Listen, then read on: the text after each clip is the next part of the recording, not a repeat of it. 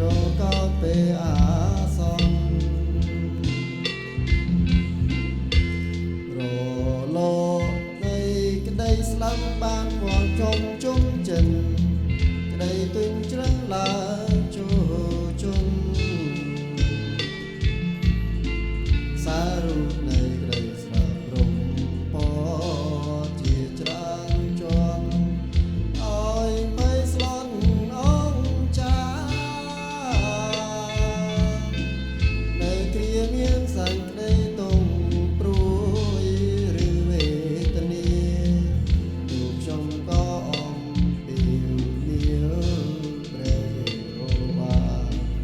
ព្រមតែងទៀងព្រះកាហើយបែបព្រះត្រាជួយដល់ខ្ញុំឲ្យរួយទងភ័យហាឡេលូយ៉ាឡូតហាឡេលូយ៉ាអរគុណព្រះអង្គអរគុណព្រះអង្គ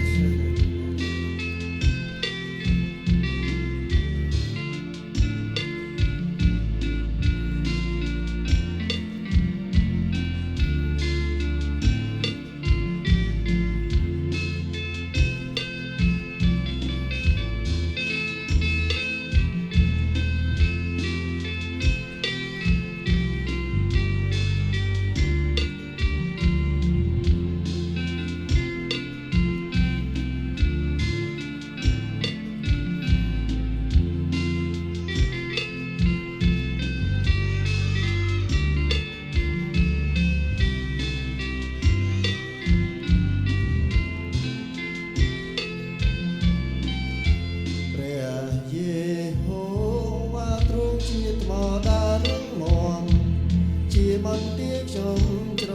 កោនជាអ្នកជួបខ្ញុំពីខ្លាំង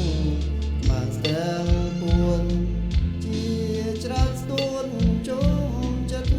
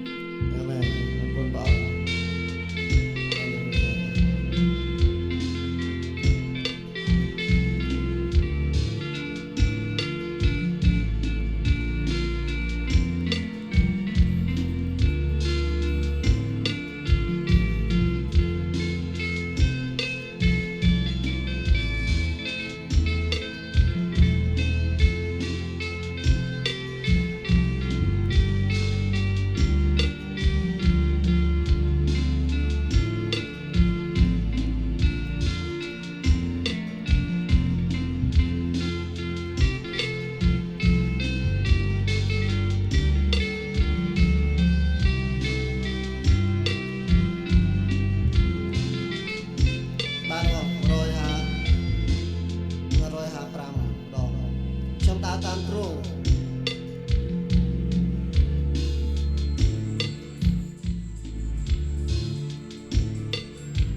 ខ្ញុំដើរតាមទ្រង់